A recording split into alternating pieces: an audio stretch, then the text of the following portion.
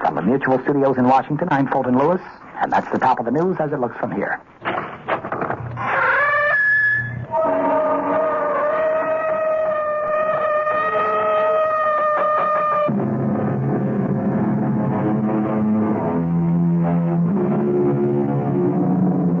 Come in. Welcome. I am E.G. Marshall. Welcome to the sound of suspense, to the fear you can hear. For the next 52 minutes, I'll be your companion on a journey to a place in the past. It used to be that only the mystics believed you could go back, relive your life. But didn't so eminent a scientist as Albert Einstein say that the past, the present, and the future are all intermingled somehow? Then why should we question a gentleman named Spencer Chadwick, who is asking a very vital question? Inspector, do you believe a person can do it again? Do what again? Go back. Where? To that point in his life where it went wrong. It turned sour. And correct it. No. No, I don't believe it's possible. Well, I'm doing it, Inspector. I'm doing it. I'm changing it. I've gone back. Inspector, I've gone back.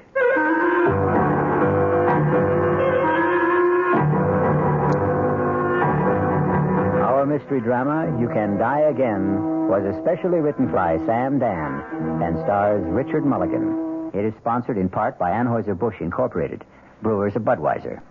I'll be back shortly with Act One.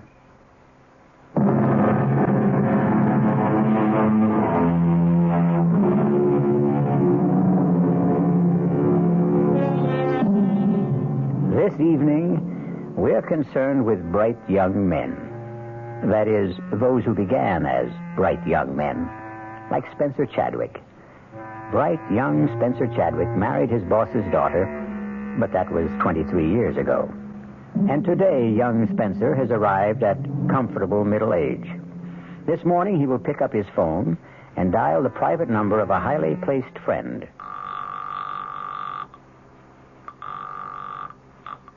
Chief Inspector Faraday's office, Sergeant Milrose speaking. Sergeant, this is Spencer Chadwick. Oh, good morning, Mr. Chadwick. Connect you right away. Spence, I hope you're not calling to cancel our golf date. No, Martin. I'm calling to tell you I murdered my wife. I won't believe it, Spence. I can't believe it. Marty, look at her. She's dead. I see she's dead, but I won't believe you killed her. She's been stabbed, Inspector. Yes, Sergeant, yes. And that's the knife, Marty. Now, Spencer... You'll surely find my fingerprints on it. What's that bruise on your head? We had a fight. She hit me with the candlestick. Inspector, a glass door here leads to a terrace. It's been broken. Spence, an intruder, a thief. Did he slug you and kill Margaret? No, I killed Margaret. But that broken door. She tried to get away. I dragged her back into the room. Whose place is this? Mine. I didn't know you had an apartment downtown. I've been staying with a girl. Spence, you're talking to me, your closest friend, Marty Faraday. Excuse me, Inspector. Shall I start the routine? Yes, of course, Sergeant. Are you going to arrest me, Marty? I have to. I'm ready to go now. But I'm not ready to go. Look, I can't believe what you're telling me. I can't even believe you were cheating on Margaret. How can I believe you killed her? You've been a policeman for 25 years, Marty. Do you still have illusions, faith, ideals? If I do, it was because of people like you and Margaret. I'm sorry, Marty. Look, Spence, is this the way it happened? You were having an affair. Margaret found out about it. She came here, confronted you. One thing led to another, and you killed her. Now, is that the story? Yes. Yeah, that's it. Well, where's the girl? I suppose she's dead, too. You suppose? Yes, we can say she's dead. Well, how did she die? I killed her. What? When?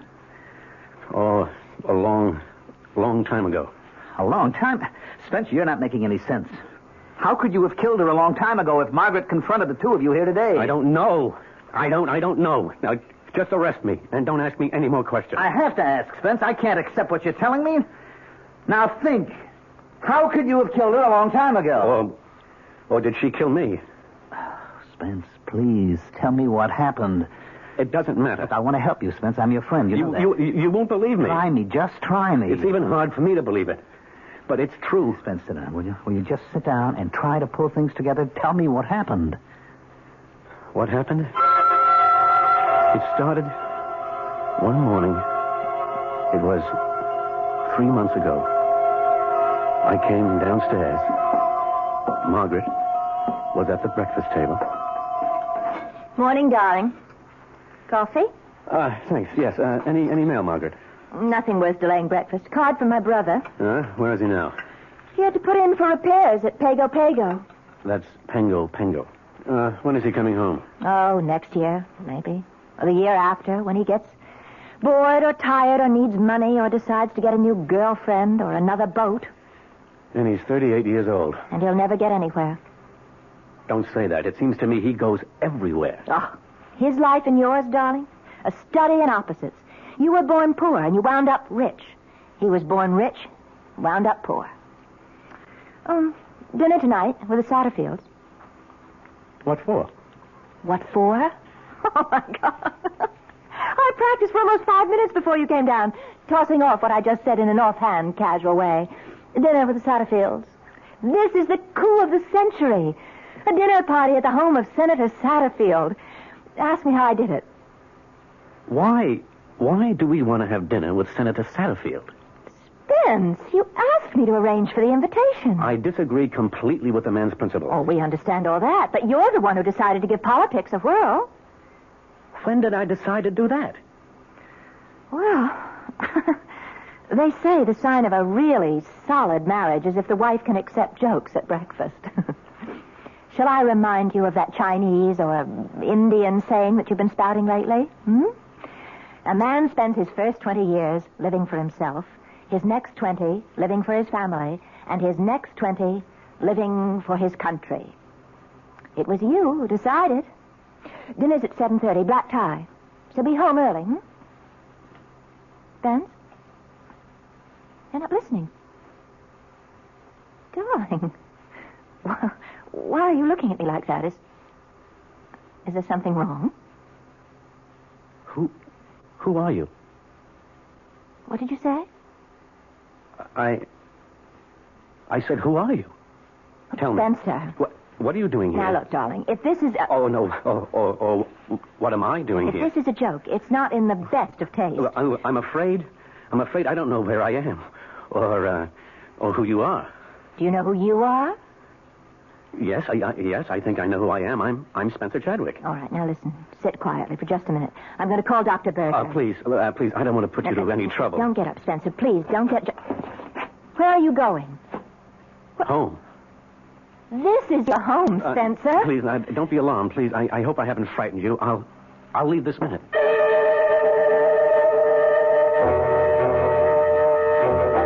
You mean that after 23 years of marriage, you look at your wife one morning and you don't know who she is?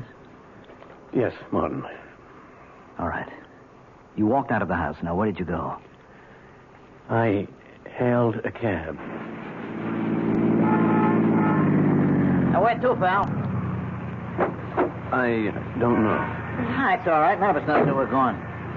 Just answer this. Where do you want me to take you? Just drive. Okay, you're the doctor. What do you think? The Redskins got any kind of chance this year? All right, let's try politics. You think Satterfield's going to run again? Well, as my old man would have put it, you wasn't exactly vaccinated with a phonograph needle. Driver, why are you headed north? Well, you said to drive. The Chadwick building is down on Jefferson Square. I distinctly told you to take... You distinctly told me nothing. What would I be doing in your cab at 9 o'clock in the morning if I didn't intend to go to my office? Yes, sir.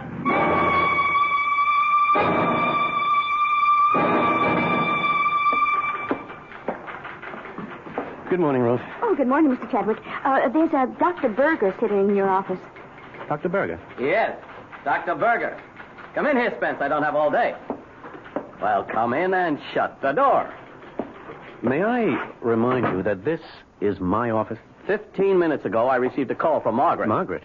Is she all right? About you. Me? I thought it important enough for me to stop off here on my way downtown. Hold out your wrist. Wait, why did Margaret call you? She told me about that little episode. What? What little episode? You don't remember saying certain things? Paul, please, what is this all about? Pulse seems to be a little fast. What am I supposed to have said to Margaret? I want you to report to the hospital right now. You can't just walk into my office and tell me to report to the hospital. Who says I can't? But what's the matter with me? I don't know. That's why I'm putting you into the hospital. What did Margaret tell you? That you didn't know who she was. Well, how could I not know who she was? Have you had moments when you didn't know people, or you didn't know where you were, or what you were doing there? Well, certainly not. Now, level with me, Spencer. Listen, those things, they happen sometimes to everybody. How often do they happen to you? Well, The incident with Margaret, was it the only one? well, Spencer, I'll see you at the hospital in 30 minutes.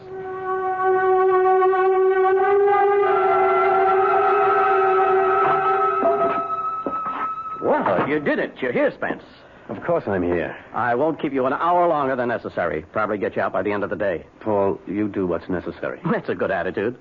Most of you high-powered business types are so self-important. you Don't start to lecture me. I'm here. I agree I need some help. Now, what's holding us up? I am. I'm talking to you when I should be arranging for tests. Now, you just relax. Listen to some music, read, take a nap. I'll see you.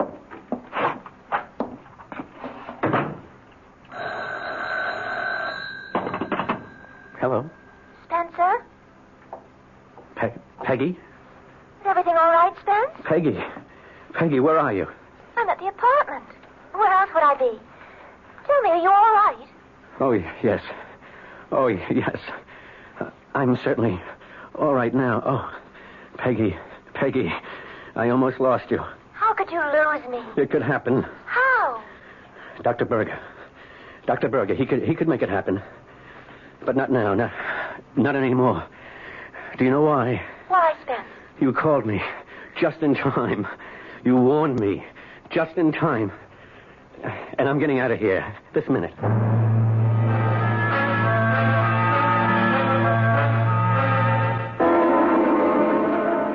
Mr. Chadwick, Yes, Ruth? aren't you supposed to be at the hospital? I'm not supposed to be anywhere except in my office during the business day. Oh, yes, sir. This Dr. Berger, he's been calling just about every 5 minutes. And your wife. Shall I get them for you? No, I left Dr. Berger a note saying I changed my mind about the necessity for what we were discussing. Now, tell him I have nothing to add. Oh, yes, sir. Oh, call my wife and remind her we have a dinner date with Senator Satterfield. And no calls. No calls. I don't want to talk to anyone. Yes, sir. Except a young lady. She'll call herself Peggy.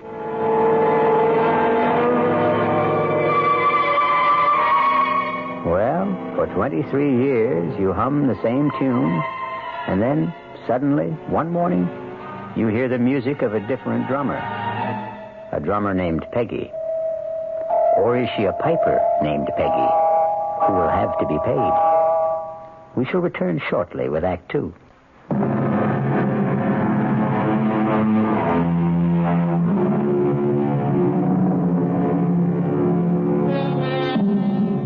And so we have Spencer Chadwick in complete command, ready to take hold of his life and run it his own way, starting with his wife. Spencer? Is that you? There's no problem. It's not even 6:45. I can be dressed and ready to leave in 20 minutes. Spencer, there is a problem. You made Dr. Berger look like a fool today. You read my note. It explained everything. You made yourself look like a fool. You admitted to the hospital, and less than an hour later, you sneaked out. I did not sneak out. I got dressed, went to the desk, and said, I'm leaving. Send me the bill. But, Spence, you're not well. I've never felt better. You should be in the hospital. Margaret, please stop running my life. What did you say just now, Spence? I'm sure you heard me. I wasn't aware that I was running your life. Spencer, would you be good enough to explain? Can you show me how? You did say this thing was black tie? Spencer, I'm entitled to an explanation of that remark. Margaret, if you can't understand what I'm saying, how can I explain it?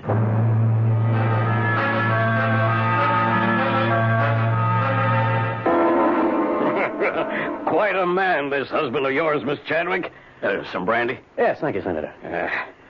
We need men like you in public life, Spence. Fellas with their heads screwed on straight. You know, I have an opportunity to recommend a man for a presidential advisory commission on... I don't think I'd be interested, Senator. I like your style, Chadwick. You play hard to get, but you do it convincingly. The public eats that up. No, Senator, it's not a pose. You see, sir, it seems to me that I've spent all my life working for other people. Serving others is the most richly rewarding profession a man can follow. That's if he happens to be a selfless person. But I never saw myself as a manufacturer of farm equipment. I wanted to study languages, the basic structures of human communication. An admirable calling.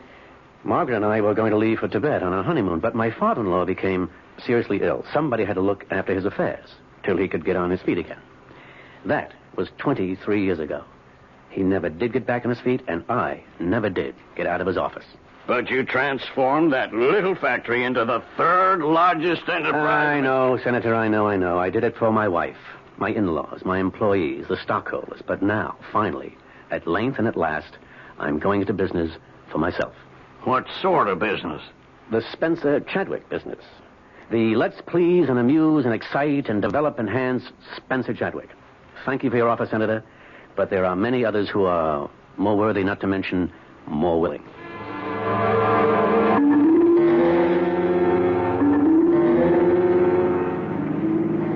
Spencer, when did you decide you were no longer interested in public service? Oh, it's been building for a while.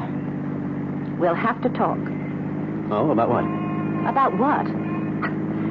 I don't know if this is a pose or... Margaret, I'm sure I can explain. Now, let's drop in somewhere for a nightcap. No, let's get home. Now, do you remember what you said to me this morning?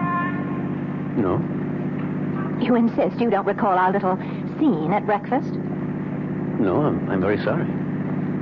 You looked at me this morning, and you said, "Who are you?" You said it with sincerity and conviction. You meant it. Look, I may have been... You may have been what? Daydreaming. No, it was not daydreaming. It was wishful thinking. Oh, Margaret, what are you saying? Spencer, you're having an affair. What? Please don't deny it. But I'm not. It fits in with what Dr. Berger told me. About what? When you say to me, "Who are you?" it means you no longer want to know me. You're trying to wish me out of your life. Oh, Margaret, I can tell you... Now listen, Spencer, don't try to insult my intelligence or yours. And then, what just happened at Senator Satterfield's? What just happened? Well, suddenly you're no longer interested in public service. Why? If you heard me talking to him, you'd know that finally I want to do things for me. But he as much as offered you a post that you dreamed about. A sensitive post. And you could become an important man nationally. You've spoken about it a dozen times. Margaret, I no longer care about it. Well, of course not. Because you become controversial. Make enemies. And then they try to get something on you. And now that you're having an affair, you're vulnerable to scandal. But I am not having... Oh, don't lie to me. That just makes it worse.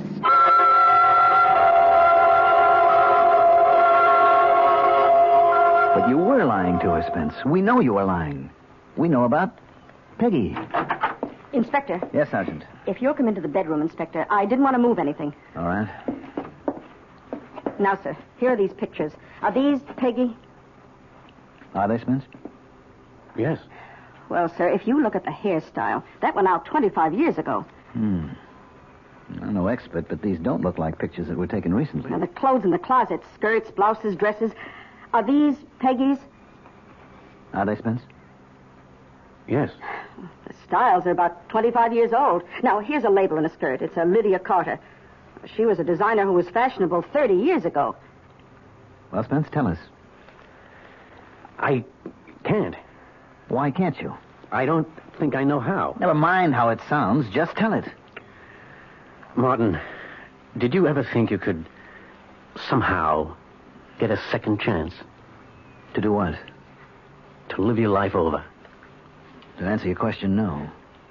Did you ever think you could go back to a point in time when you made a decision which changed everything for you? Where you crossed your own particular Rubicon and if you could go back, start again, and do the thing you really wanted to do? To answer your question again, no. That's because you never regretted the course of your life. And you did? Are you trying to tell me that you did? Every day for 23 years. All right, Spence. I won't press you. No, Marty, don't put that sympathetic tone in your voice as if you think I'm some kind of nut. Look, you could plead insanity. Once again, Marty, I'm not crazy. Temporary insanity. Not for 1 minute. I asked you a question. Can you go back? Can you live your life over again? And I gave you my answer. No. But you can. You can do it. I did go back. Not for long. But I did go back. All right. All right, Spence, you did go back. And if I hadn't lost my head, if only I hadn't killed Margaret, I could have stayed. I could have started over.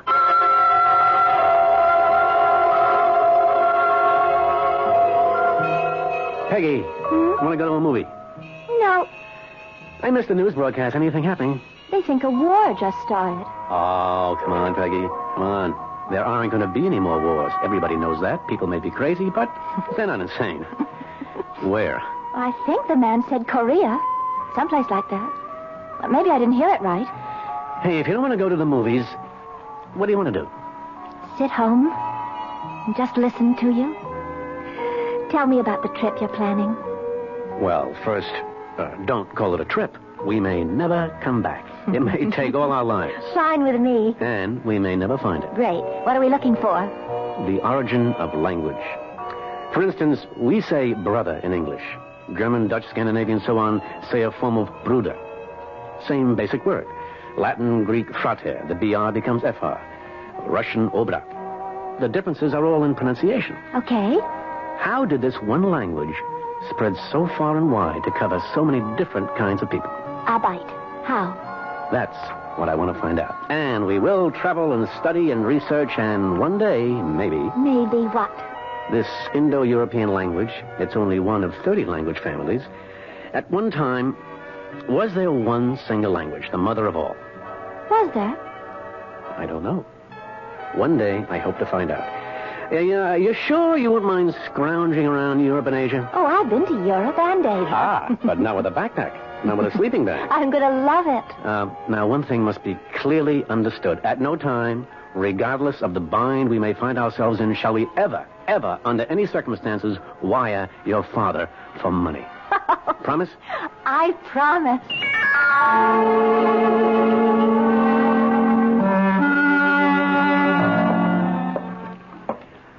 Hello, Margaret.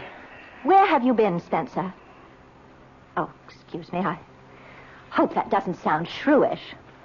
Well, no, it doesn't. Or as if I'm trying to run your life. Please, Margaret, cut it out. The reason I ask is because I had prepared dinner. I know. Didn't you get my message? Yes, I did. I got it at 8.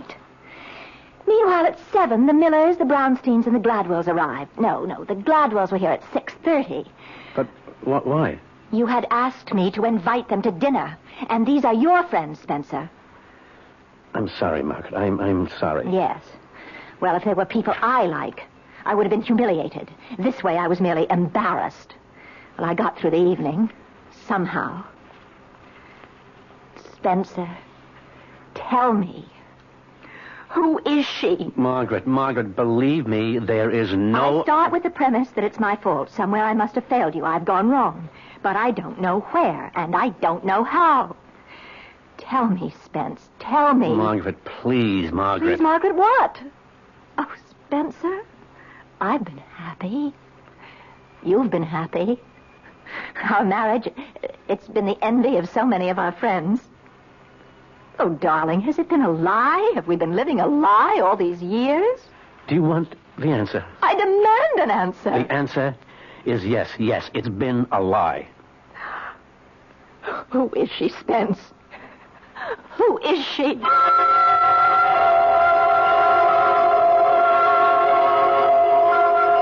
Who is she, Spencer? Who is Peggy? I won't tell you, Martin. I should say, who was Peggy? Inspector, do you remember some time ago you saw Mrs. Chadwick? It was on business, I remember. Oh, yes. Yes, I do. It had to do with a burglary, Spence. A burglary in your house. Believe me, Margaret, this is no bother at all. You see, I felt if I called the local precinct, I'd have police traipsing all about the place. It just isn't worth it. Well, what happened? Well, it's silly, but... Well, you know us. We never throw anything out. It's a sound idea. The worthless junk of yesterday has suddenly become expensive antiques. It's incredible. Yes, Margaret. All right, I'll be brief. We have a storage space where we keep old things, clothes, knickknacks, stuff that you say you'll throw out sometime. You never get around to it. You never do. And? Well, it's all been stolen. Stolen? It's missing. Well, it must have been stolen. I don't care about it, but it's just unnerving to consider that the house has been broken into. Well, send a list of the stuff to Sergeant Milrose. It's not important, but I feel that since a crime has been committed, it should be reported. Did I do the right thing? Of course you did, Margaret. That list. I gave you that list, Sergeant. It's on my desk, sir. I'm sure most of the items in this closet were on it. Spencer, you were the burglar. Technically, yes. She needed clothes, Marty. That girl, she's a fantasy. No, not Peggy. All right, look, for reasons that I may never understand, you feel you wasted your life. So you fantasized a way to go back, to start over. It was no fantasy. Sergeant The Milrose. hell it wasn't. You were sorry you married Margaret, which all by itself proves that you're insane, Spence. You created this Peggy, and you had to dress her in the period of 25 years ago. There is no Peggy. This whole thing happened in your mind. Yes, thank you, Lieutenant. Yes, Sergeant? Sir, that was from the lab. They scraped some grass samples from a skirt in the closet, and it's been identified as Duke of Wentworth fescue. All right. It's a new kind of seed, just been planted for the first time. When? Well, about a month ago, which means somebody wearing this skirt was sitting in the grass in Benton Park very recently. You figure if a man's been married for 23 years, he may have a tendency to fantasize a bit. But Spencer Chadwick has created more than an illusion.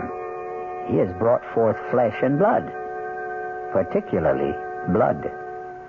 We'll be back shortly with Act 3.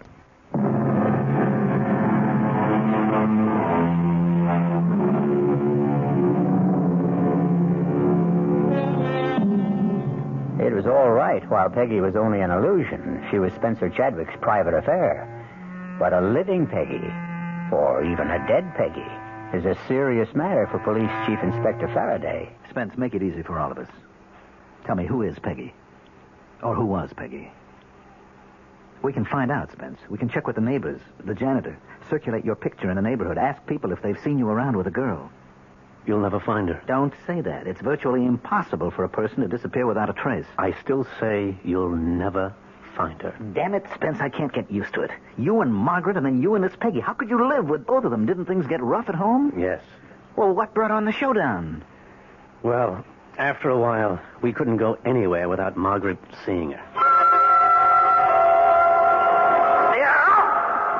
Come on, rockabye! Spencer, What? is that the girl? What? Who? That girl. She's been looking at you all afternoon. Oh, Margaret, believe me. Won't you invite her down here? She'll have a better view from our box. Oh, Margaret. No reason we shouldn't all behave in a civilized manner. Introduce us. Margaret, I never saw that girl before in my life.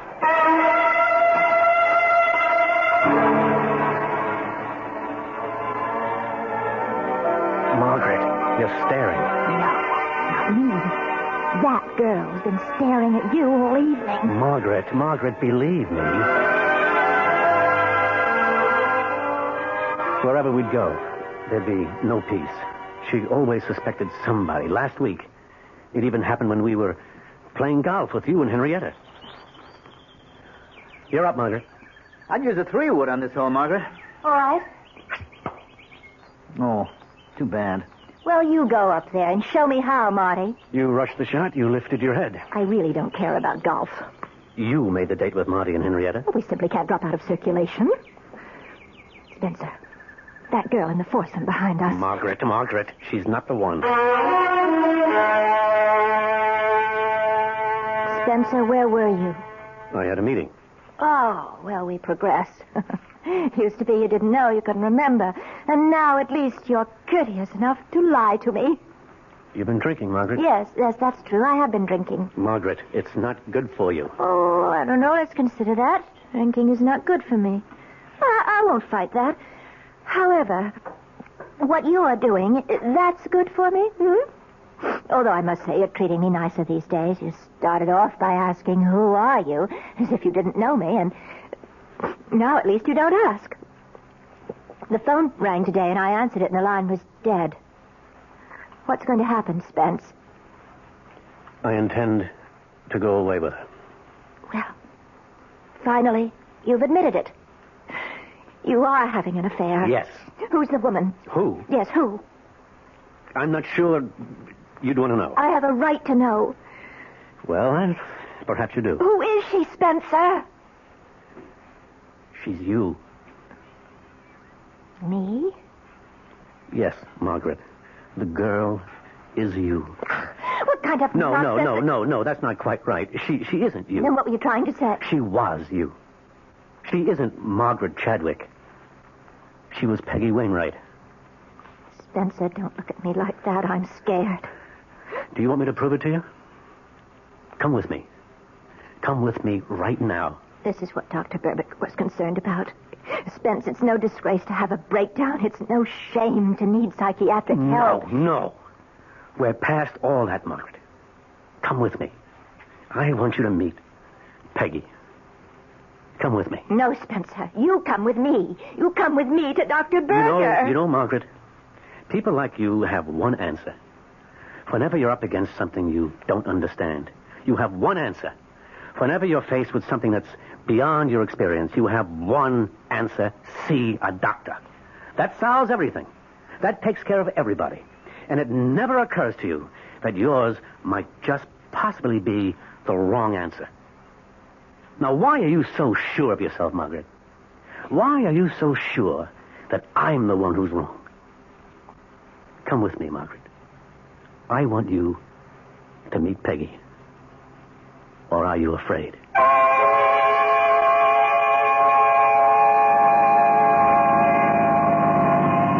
Does it look familiar, Margaret? Spence. This is 32 Benton Boulevard.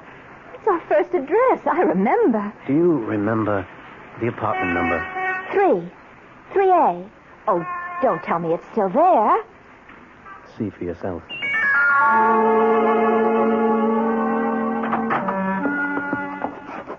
Spence. How did you... Our first table. And this bronze candlestick, our very first wedding present from my brother. These clothes. My clothes. How did they get there? They're here because they're Peggy's clothes. Oh, look, Spence, the Lydia Carter skirt. Oh, you love me in that. Do you know that style's come back? I want to put it on. Do you remember what we used to do? We'd go for a walk. In the park. Dinner at Luigi's. We never had dinner at Luigi's. Oh, that's right. We couldn't afford it. And by the time we could, we weren't living here anymore. We stopped at the burger shop. What's tonight? Thursday. That means there's a free concert in the park. And then free dancing. Oh, let's go, Spence. Let's do it all again.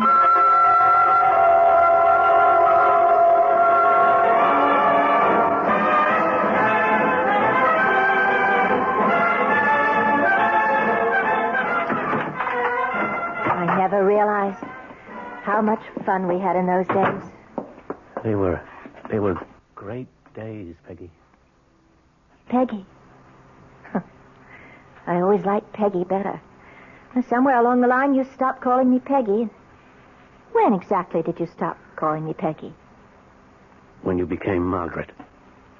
I always wondered about that. How did I become Margaret? Why? Take a look around. See, Peggy?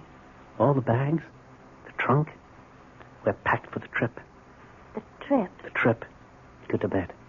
Oh, yes. We were all set to go. Yes. You remember? Yes. As a matter of fact, you were a little bit sick from the shots, remember? Remember? Yes. And then the telephone rang. The phone? Yes, the phone rang. It was... It was my mother. Yes, it was your mother. I remember. Answer the phone. Go ahead, answer it. You answered it that night. Hello? Yes. Yes, Mother? Oh, no. Yeah, all right. All right, we'll go there. Right away. What is it, Peggy? My dad. He's had a stroke. How bad? Well, they don't know yet. Oh. Oh, Spence, I don't think we can... I can't leave Mother alone right now. No, we won't. Oh, Spence. I knew you'd understand. That's when you became Margaret. That's when you were no longer my wife, but your father's daughter. Take off the skirt. Leave it here. Go home. It belongs to Peggy. Spence, what's the matter with you? I'm Peggy. That night was the start of it. The start of what? The start of a campaign to mold me into the kind of man you had in mind. The man who would enjoy the kind of existence you always had and always wanted. Safe, comfortable, secure. All you were asked to do was to help my father, who was deathly ill. Who else could have done it? My brother? It was supposed to just be a temporary arrangement. But it suited you, Spence. It suited you. I started making the kind of money your folks never dreamed of. I built an empire. I never wanted it. You wanted it. You wanted it so badly you stopped being Peggy. You went somewhere else. You became lost. But not me. I'm not lost. I found my way back. And when I got there, I found Peggy again.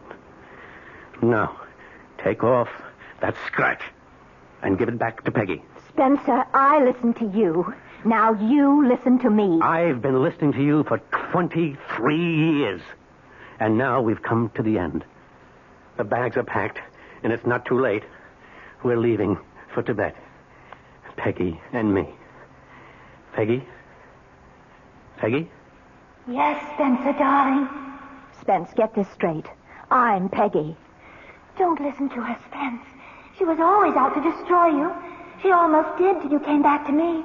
I'm Peggy. The only Peggy you have. She's lying. She's trying to stop you. We are going to Tibet. Fat chance. You'll take that appointment from Satterfield. That refusal was just a ploy. You know it. He knows it. Shut up, Margaret. Shut her up, Spencer. Shut her up. I didn't destroy you. You destroyed me. You have to kill her, Spence. Go ahead. Live with this fantasy of yours, this Peggy who rewrites history. She's all yours. I want my skirt. Take off that skirt. It's mine. It's all I want from you for 23 years of marriage. Don't let her out of here. She'll tell everybody about us. They'll put you away, Spence. Get away from that door. No. Spence, keep away from me. You won't get out that way. Spence, I warn you. I'll hit you with this. Now, you asked for it. You asked for it. Use a knife, Spence. Use a knife.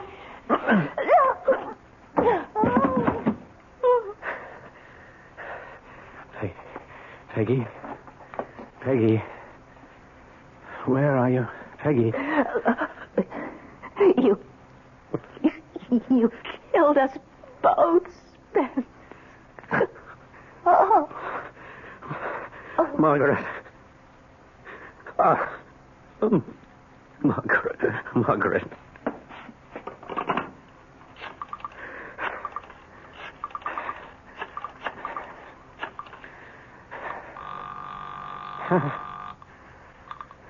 Chief Inspector Faraday's office, Milrose speaking. Sergeant, this is Spencer Chadwick. I just murdered my wife.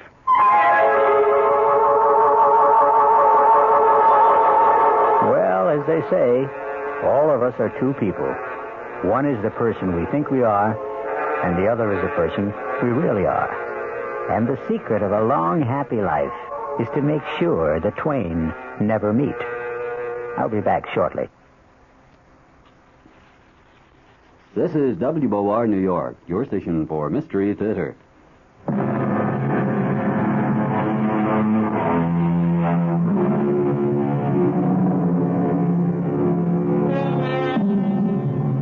Well, the jury's still out. Oh, not on Spencer Chadwick. With him, it was open and shut. But on the basic idea, can you go back? Can you do it again? Well, to end on a non-controversial note, here is something everybody can do again. Tune in again for more suspense and excitement. Our cast included Richard Mulligan, Mandel Kramer, Marion Seldes, Bryna Rayburn, and Gil Mack. The entire production was under the direction of Hyman Brown. Now, a preview of our next tale. You know what I'm going to do, Laurie? I am going to turn this car right around and head back to the city. Oh, no, George. Please don't. What's that? We all fall. You hear something like singing? Ring a ring of roses. Let me open the window. A pocket full. It's a woman singing that old two. nursery rhyme. Two. We all fall down. But what's that snapping Ring sound? a It ring sounds of roses, like a piece of leather. It sounds like a whip. George, what are you doing? I'm getting out. No, don't leave me, George. I'm coming with you. Wait. Okay, but stay close to me. Radio Mystery Theater was sponsored in part by the Kellogg Company, makers of Kellogg's Special K cereal. This is E.G. Marshall inviting you to return to our Mystery Theater for another adventure in the macabre. Until next time, pleasant dreams.